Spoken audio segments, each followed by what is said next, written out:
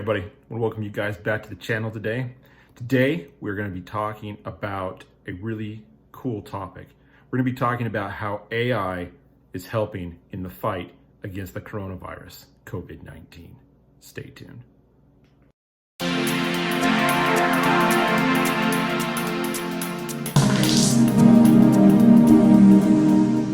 All right, so hey, let's get right into it, right? So I know if you've watched my channel before that I have done some other videos on AI and some of the, shall we say, not so positive things that can happen with AI. So I want to take a different spin on that this week, and I want to let you know some positive ways that AI is really helping in the fight against the coronavirus, against COVID-19, whatever you want to call it. How AI is definitely helping in that fight. So it was about a week or so ago, and I read an article on, I think it was ZDNet, something like that. And it was an article about some positive things that AI has been involved in. So I got this idea to kind of bring it on here and let you guys know some of these same things. Because maybe you don't follow AI like other people do. Maybe you're not into tech, that type of thing. So I wanted to kind of share these things with you because I thought they're very, very cool. So I'm actually going to be reading little bits and pieces from an article that was written by, hold on a second here, Joe Best. And she wrote it for ZDNet. So what I want to talk about is I want to talk today about some of the AI technologies and the companies that are using AI in a positive manner to help fight the virus. So let's get started. So the first company I want to talk about, it's called Benevolent AI. All right. Let me read you this quick excerpt here from the paper. It says, Benevolent AI, a London-based drug discovery company, began turning its attentions towards the coronavirus problem in late January. The company's AI-powered knowledge graph can digest large volumes of scientific literature and biomedical research to find links between the genetic and biological properties of diseases and compositions and actions of drugs. All right. So if you're not a medical person, right, what this AI is actually doing is it has the ability to take a lot of information about a certain subject, bring it all together, and then find links, similarities, and things like that that can hopefully help people understand more about whatever the topic is, which in this case, it's the coronavirus, more about the topic and more about all the information that's out there about it, correlating it together and finding similarities, finding links, things like that, that maybe a human might miss. So let's continue on with this. I have some interesting things to say about this. The company had previously been focused on chronic diseases, right? Rather than infections, but was able to retool the system to work on COVID-19 by feeding in the latest research on the virus. It's pretty cool. While a large body of biomedical research has built up around chronic diseases over decades, COVID-19 only has a few months worth of studies attached to it. But researchers can use the information that they have to track down other viruses with similar elements, see how they function, and then work out which drugs could be used to inhibit the virus. So basically, it's like exactly what we're talking about, right? It's taking all the information that it can find disparately from wherever, whether that's newspaper articles, magazine articles, blog posts on the web, tweets, CDC reports, government reports, reports from China, anywhere that this AI can find information about the coronavirus. It's taking it, it's compiling it, it's bringing it together, and it's trying to find similar links. It's trying to find other things that people have done to try to cure it, that type of thing.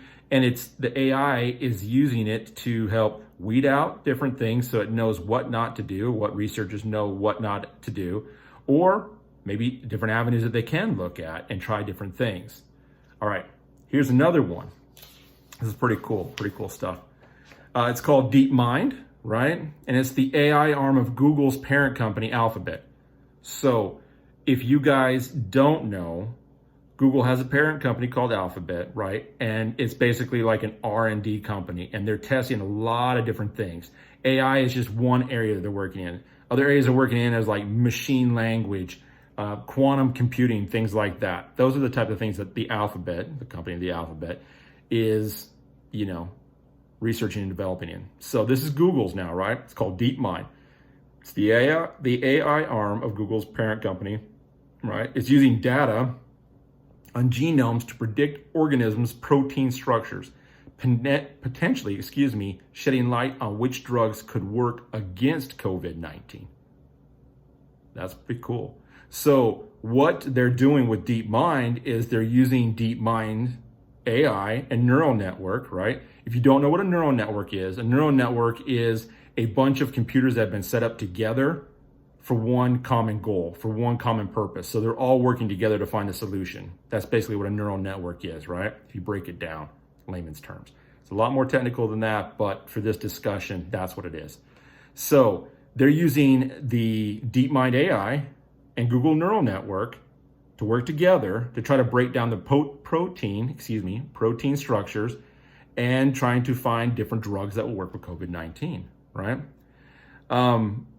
They also make reference to the neural networks in here that we're just talking about, right? And they're using those neural networks to help predict how the proteins that make up the organism curve or crinkle based on their genome. So they're trying to find ways to be able to get into the actual COVID-19 genome to be able to find a cure, find a cure for it, or find drugs that will help fight against it, all right? Also too, DeepMind hasn't tested out AlphaFold yet, predictions, right? So AlphaFold is basically a program that they're using within DeepMind that the AI uses, right? And it's inside the computers only. So what they're saying with this statement here is that DeepMind hasn't tested out AlphaFold predictions outside of a computer. So all of these predictions that DeepMind's been finding has only been inside of a computer, right? But they're taking all the results that they get from DeepMind, from the neural networks, and from AlphaFold, and they're giving those results out to case researchers who can use them to develop treatments for COVID-19. That's pretty freaking cool. Very, very cool use of AI. Let's see. There's also another AI, and you've probably seen this one, right? It's the health map, right? AI-driven health map, which is affiliated with the Boston Children's Hospital, right? And what it does is it uses AI to pick up the growing clusters of unexplained pneumonia cases shortly before human researchers, right? Although it only ranked the outbreak seriousness at medium. So basically what the health map was doing is it started to see these clusters of patients that were having this rare form of pneumonia, right? Or pneumonia-like symptoms, And it started putting them together, and it started grouping them together.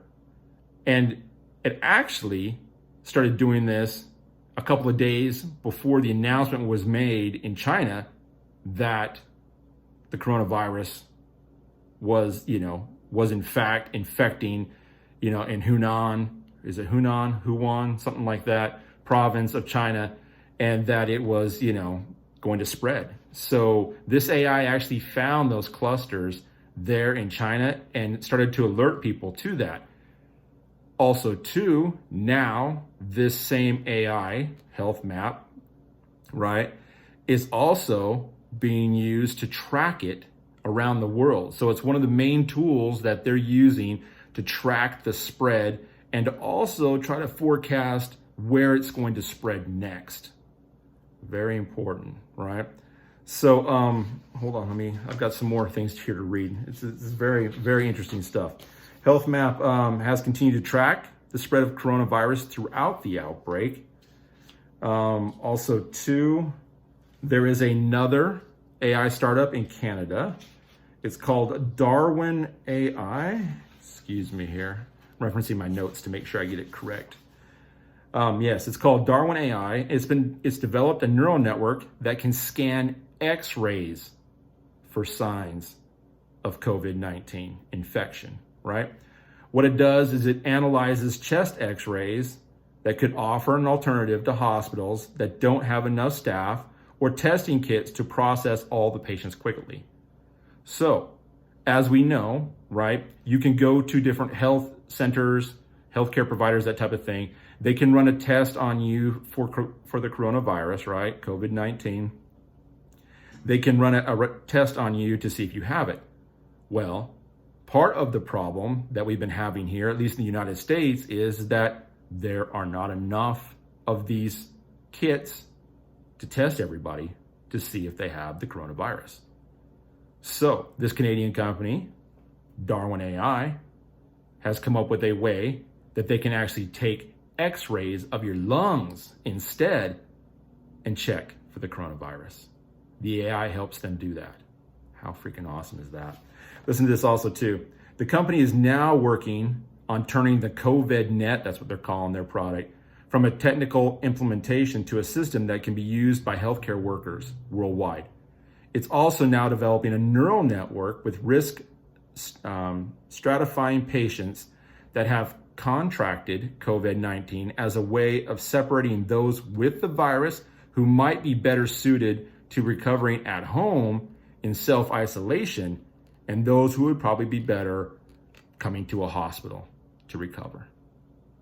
So that's pretty cool too, because they're also using the AI to help them understand if maybe the patient is so far along in the virus, maybe it's better for them to go to the hospital to have the recovery, done there in the hospital where it can be more controlled. Or if maybe they're just now contracting, the coronavirus, maybe they could just stay at home and self-isolate and, weather the storm and be able to get through the coronavirus. So they're using this program also, and the AI in that program, to help them understand that, right? To help make those recommendations. That's pretty freaking cool. There's also another guy. His name is Jonas. I'm gonna butcher this, Jonas. So if you're listening to this video, I apologize. It's Jonas Eistedt. He's assistant professor in Stanford University's Department of Psychology. He has been using an AI to examine Twitter posts to estimate how COVID-19 and the changes that is brought on to the way we live our lives are affecting our mental health. So he's using an AI to scour the internet as far as like social media is concerned, and he's using AI to bring all of that data together so he can analyze it and see how it is affecting people's lives as far as what they're putting out on social media, what they're talking about, how they're feeling, that type of thing. And he's worried about their mental health, but he's using an AI tool to do that. That is pretty cool. It goes on to talk a little bit more about the AI that he's actually using. It's a text analysis AI, right? But he's queried over 2 million tweets already with various hashtags for COVID-19 and other related terms like coronavirus, things like that. And he's only been doing it since February. He's only been doing it for February and March so far. He's already got over 2 million tweets and different information that he's been able to pull off the net that he's using to help figure out the mental stability, the mental health of what this virus is causing to people. Interesting fact that he's found out so far with just the limited data that he's been able to get. 2 million, data points. It probably seems like a lot, but in a pandemic, in a huge thing like this, it's probably not too much. You know what I'm saying? It's probably a good start. But from his analysis of some of the things he's been seeing, here's what he had to say. The analysis showed that much of the COVID-19 related chat in urban areas was centered on adapting to living with and preventing the spread of the infection, while rural areas discussed adapting far less, which the psychologist attributed to the relative prevalence of the disease in urban areas compared to rural areas, meaning those in the country have had less exposure to the disease and its consequences. Kind of interesting. Not something that you would not think, would happen. When I read this statement, I was kind of like, yeah, it kind of seems to make sense. But it's interesting that he's using AI to figure this out. Also, too, I think this is the last one I want to cover with you guys quick, is the Google-owned machine learning community called Kaggle, Kaggle, in case you want to look it up, is setting a number of the COVID-19 related challenges to its members, right? And they, as a team, are working on forecasting the numbers of cases and fatalities. That's a good one. Gotta learn how to read.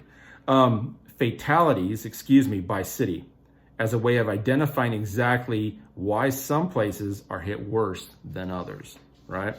Currently, the community is working on a data set of infections in 163 countries from 2 months of this year to develop models and integrate that data for factors that predict spread, right?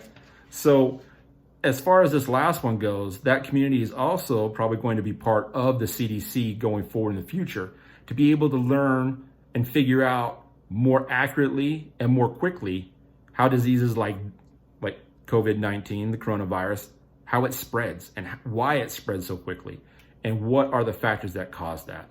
So there you go. I wanted just to give you guys a brief look at some very positive contributions that AI is making to this very specific time in our lives. Also too, if you like this content, go ahead and hit the old subscribe button down below and the bell so that you can be notified when I make more videos. But also too, I also want you to check out this other video that I'm gonna put up here if you're interested in AI, because I have done a couple videos on AI, and if you're interested on the other side of AI, check these videos out. Until next time, I hope you guys have a great week. Talk to you guys soon.